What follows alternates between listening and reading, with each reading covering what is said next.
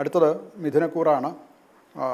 മകയിരത്തിൻ്റെ അവസാനത്തെ 2 പാദം തിരുവാതിര, പുണർദത്തിൽ മുക്കാല്, പുണർദത്തിൻ്റെ 1, 2, 3 പാദങ്ങൾ ചേർന്നതാണ് മിഥുനക്കൂറ്. മിഥുനക്കൂറുകാർക്ക് പൊതുവേ ഈ ആഴ്ച വളരെ അനുകൂലമാണ്. ലഗ്നത്തിൽ വ്യാഴമുണ്ട് പൊതുവേ തന്നെ. അതുകൊണ്ട് തന്നെ നിങ്ങൾ ഈ ലഗ്നത്തിൽ ഉള്ളവർക്ക് ശരിയായിട്ടുള്ള തീരുമാനങ്ങൾ എടുക്കാനും അതനുസരിച്ച് പ്രവർത്തിക്കാനും ഒക്കെയുള്ള തികഞ്ഞ ദൈവാധീനം ഉണ്ട്. അത് വർദ്ധിക്കുകയും ചെയ്യും.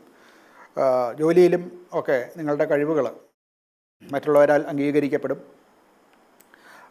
അതുപോലെ തന്നെ ബിസിനസ്സിലും മറ്റുമുള്ളവർക്കും ശരിയായിട്ടുള്ള ഒരു വഴിയിൽ കൂടെ മുന്നേറാൻ സാധിക്കുന്ന കാലമാണ്.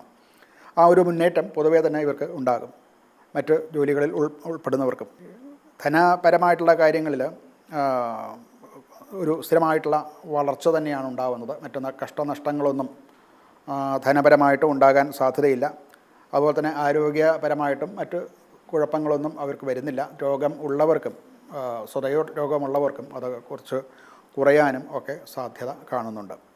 കുടുംബത്തിൽ വളരെ സന്തോഷകരമായിട്ടുള്ളൊരു അവസ്ഥയാണ് പൊതുവിൽ കാണുന്നത്. കുട്ടികൾ അഥവാ അവരിൽ നിന്ന് ചില നല്ല വാർത്തകൾ കിട്ടുക, അച്ഛനമ്മമാർക്ക് ചില രോഗങ്ങളോ പ്രയാസങ്ങളോ ഉണ്ടായിരുന്നവ തീരുക, അവരുടെ അനുഗ്രഹം ഉണ്ടാവുക, ഇതൊക്കെയും അനുഭവപ്പെടാവുന്നതാണ്. ഇവർക്ക് പൊതുവെ ഒരു പരിഹാരം എന്നുള്ള നിലയ്ക്ക് വിഷ്ണു ക്ഷേത്ര ദർശനം നടത്തുക, വ്യാഴാഴ്ച ദിവസം വിശേഷാൽ പാൽപ്പായസ നിവേദ്യം മുതലായവ ശ്രീകൃഷ്ണന് അഥവാ ശ്രീരാമന് ഒക്കെ നടത്തുന്നതും നല്ലതാണ്. മഞ്ഞ വസ്ത്രം ധരിക്കുന്നത് നല്ലതാണ്. മഞ്ഞ പൂക്കൾ സമർപ്പിക്കുക, ക്ഷേത്ര സമർപ്പണം നടത്തുക.